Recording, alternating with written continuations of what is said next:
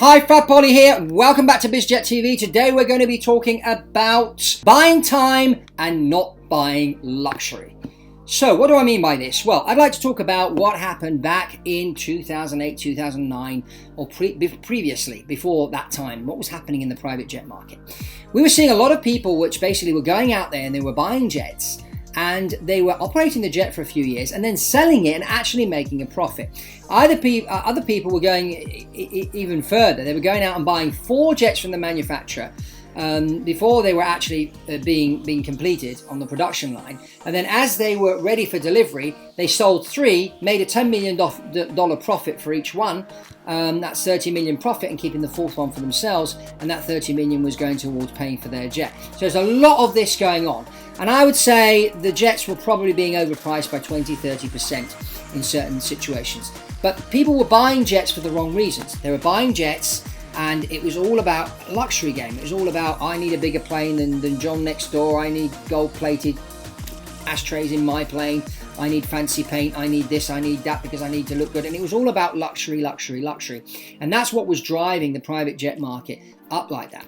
Then suddenly the Lehman Brothers went down under. Well, interestingly, a few years later, Robert Frank went along and wrote this book, The High Beta Rich, very interesting book, where he interviewed a lot of these people that lost their money during that crash to try and figure out what they actually did wrong. And he found some interesting things. So what happened as a result of these people doing things this way, as there's a great quote by Sir Winston Churchill, which says, now that we have run out of money, we need to think. We have to think. Okay, this is exactly what happened to a lot of these people. They ran out of money and then they needed to start to think. So that's one thing that happened. Then terrorism started to go up. Security in airports started to, get very tight and tedious for people. So now you have to turn up 3 hours before your flight. And then you've got technology. You've got smartphones have come on the market. The internet has got faster. More people have come onto the internet in the last 11 years that weren't on the internet before.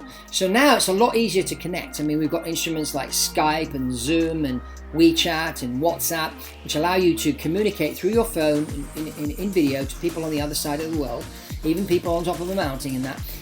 This kind of communication has got a lot easier. It's speeded everything up.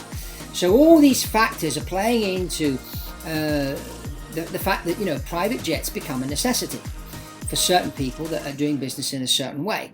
But you have to be smart about it. And as Churchill said, now that we have run out of money, we have to think. So how do we think if we're going to buy a private jet? Well, the way we need to think is, don't think you're buying a plane, think you're buying time. Now, it doesn't matter who you are, doesn't matter where you were born, the color of your skin, your religion or whatnot. Everybody, as babies, were born onto this planet with 24 hours a day. So what the jet does, what the private jet does, it gives you extra time because you can take off and land at secondary airports.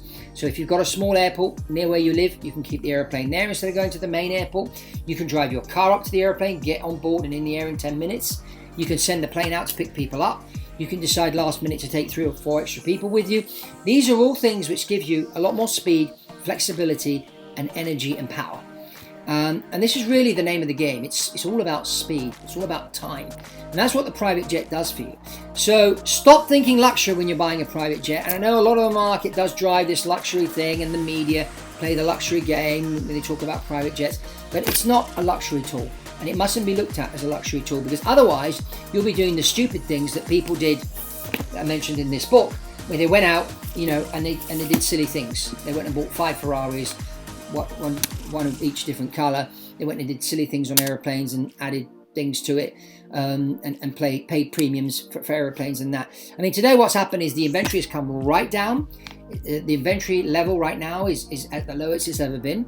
Does this mean that prices are going to rise? No, they're not, because people remember what happened back in 2008, 2009. People are a lot more knowledgeable these days. They go on the internet, they do research, they look at the different types, they read about the regulations. So when they do end up contacting someone like myself, I find the person I'm talking to knows a lot more than someone I would have been talking to, let's say, 10 years ago.